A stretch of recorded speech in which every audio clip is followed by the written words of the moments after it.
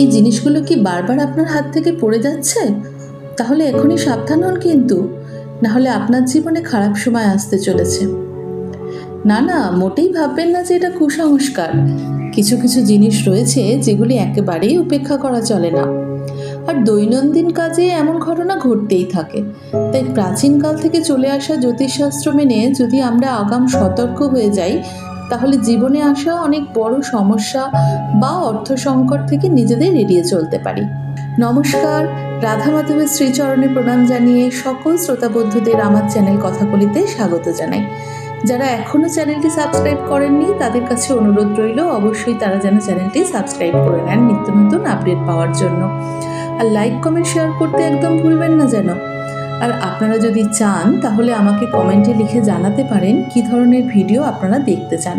আমি অবশ্যই চেষ্টা করব আপনাদের পছন্দ মতো ভিডিও বানাতে।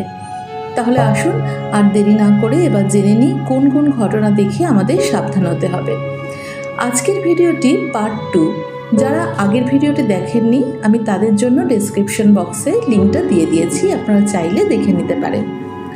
আমাদের জীবনে এমন অনেক জিনিস রয়েছে যেগুলির হাত থেকে পড়ে যাওয়া অশুভ বলে মনে করা হয়, তাই এই জিনিসগুলি আমাদের সাবধানে ব্যবহার করা উচিত। যেমন ধরুন, হাত থেকে নুন পড়ে যাওয়াকে অশুভ মনে করা হয়। এমনটা হলে দাম্পত্য জীবনের সঙ্গীর সঙ্গে কোনো বিবাদ ঝগড়া হতে পারে, আবার কোনো কারণে মানসিক অবসাদের মুখেও পড়তে হতে পারে।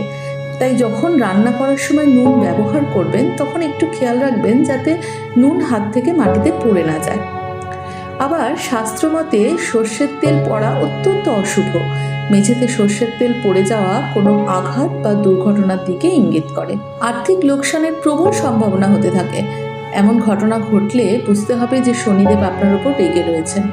তাই শনিদেবকে তুষ্ট করার জন্য তখনই মনে মনে ওনাকে স্মরণ করবেন এবং প্রণাম করবেন, এবং শনিবার মন্দিরে গিয়ে ক্ষমা প্রার্থনা করে পুজো দিয়ে দেবেন। ভুলবশত যদি আপনার হাত থেকে দুধের গ্লাস বা পাত্র মাটিতে পড়ে যায় তাহলে সাবধান হন কিন্তু, কারণ জ্যোতিষশাস্ত্র অনুসারে এটি অত্যন্ত অশুভ লক্ষণ বলে মনে করা হয়। কারণ দুধ আর চা একে অপরের সঙ্গে সম্পর্কিত বলে বিশ্বাস করা হয়, এবং দুধ পড়ে যাওয়া জীবনে আর্থিক সংকটের ইঙ্গিত দেয় কিন্তু। আবার ধরুন, সাধারণত খাবার খাওয়া বা পরিবেশন করার সময় অসাবধানতাবশত খাবার যদি হাত থেকে পড়ে যায়, এর অর্থ হলো নেতিবাচকতা অথবা নেগেটিভ এনার্জি আপনার ঘরে বাসা বাঁধতে চলেছে বা দারিদ্রতা আসতে চলেছে। তাই সযত্নে খাবার পরিবেশন করুন। আর যদি হঠাৎ করে আপনার হাত থেকে কোনো বাসন পড়ে যায় তাহলে বুঝবেন আপনার বাড়িতে কোনো অতিথি আসতে চলেছে। কিন্তু যদি এমন ঘটনা বারবার হতে থাকে তাহলে জীবনে অনেক ঝামেলা দেখা দিতে পারে, তাতে ধনলক্ষ্মী ক্রুদ্ধ হন। তাই ঘরের কাজ করার সময় আমরা যদি একটু সতর্ক হয়ে কাজটা করি না, তাহলে খুব সহজেই জীবনে যে কোনো বিপদ এড়িয়ে যেতে পারবো। সবাই ভালো থাকবেন, সুস্থ থাকবেন।